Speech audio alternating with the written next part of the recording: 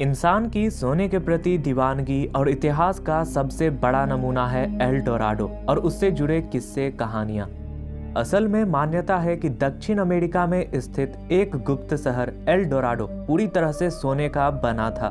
कहा जाता है कि किसी जमाने में यह क्षेत्र सोने की खदानों और कीमती पत्थरों से भरा पड़ा था। इतिहास गवाह है कि सोने के इस शहर का पता लगाने के लिए कई लोगों ने कई अभियान तक चलाए थे, लेकिन कुछ ही किस्मत वाले रहे कि अपने अभियान से जिंदा लौट आए और कई घने जंगलों में अपनी जान गंवा बैठे। हालत तो ये है कि आज भी लोग इस खजाने की तलाश में जाते हैं। तो आखिर एल डोराडो की क्या सच्चाई है और ये आज मौजूद है भी या नहीं, चलिए जानते हैं। दोस्तों, एल डोराडो की कहानी की शुरुआत 1530 के आसपास मुइस्का जनजाति से शुरू होती है। प्राचीन मुइस्का लोग एंडीज पर्वत की गहराई में रहते थे। उनकी सभ्यता उस स्थान पर थी जो आज कोलंबिया है। इस जनजाति में एक अजीब ही रिवाज था। वहां राजा नियुक्त करने से पहले एक धार्मिक अनुष्ठान किया जाता था, जिसके तहत एक जिंदा आदमी को सोने की परत से ढक दिया जाता था। इसके बाद सोने की चीजों से भरे गट्ठर के साथ राजा पवित्र मानी जाने वाली गुवाहाटी झील में गोता लगाता था, जिससे सारा सोना उसी झील के अंदर समा जाता था और राजा बाहर निकल आता था। इनकी मान्यता थी कि इस प्रक्रिया को करने से देश को एक नया और समर्थ राजा मिलता है। इस प्रक्रिया के आयोजन के बाद ये भी माना जाता था कि इलाके में सोने की और खदानें भी मिलेंगी। इस जनजाति के लोग जहां जाते थे वहां सबसे पहले सोने की उपलब्धता ही देखते थे। इनके लिए स्वर्ण देवीय गुणों से परिपूर्ण एक स्वर्गीय धातु थी, जिसका इस्तेमाल वे अपने देवताओं की मूर्तियां बनाने, मंदिरों के शिखर पर तथा अन्य सामग्री बनाने के लिए करते थे।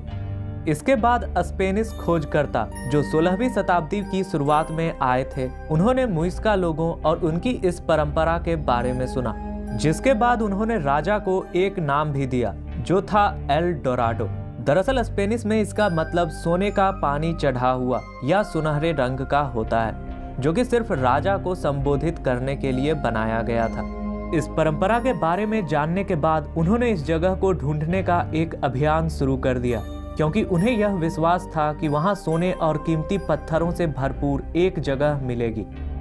1545 में उन्हें गुवाहाटी झील मिली और उन्होंने इसे खाली करने की कोशिश की। हालांकि उन्हें सोने के सैकड़ों टुकड़े मिले, लेकिन जिस विशाल खजाने की उन्हें आशा थी वह वहां मौजूद ही नहीं था। इससे स्पेनिश लोगों को यह निर्णय लेना पड़ा कि गुवाहाटी झील वह स्थान ही नहीं है जिसकी वे तलाश कर रहे थे।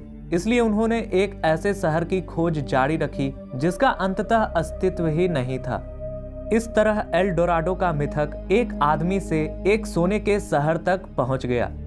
लेकिन आज भी कहा जाता है कि वह पूरा क्षेत्र सोने की खदानों से भरा पड़ा था और यही कारण था कि वहां के लोग इस तरह के अनुष्ठानों में सोने का भरपूर इस्तेमाल करते थे। एल डोराडो की तलाश में फ्रांस के फ्रांसिस्को डे ओरेलाना और गोंजाओ पिजारो ने काफी लंबी यात्राएं की थी। कहा जाता है कि वे रियो नेपो से होते हुए अमेजन नदी के डेल्टा तक पहुंच गए थे। हालांकि हाथ कुछ भी नहीं लगा, लेकिन इस साहसिक यात्रा में उन्होंने अमेजन के घने जंगलों में रहने वाले कई प्राणियों और वनस्पतियों की खोज की। बरसों से चली आ रही कहानियों से लगता है कि एल डोराडो में सोने का शहर जैसी कोई चीज नहीं है, फिर भी कुछ लोग इसकी तलाश में लगे हैं। आज तक पता नहीं चल पाया है कि वे क्या खोज रहे हैं, सोना, सोने से बना शहर या फिर सोने का आदमी।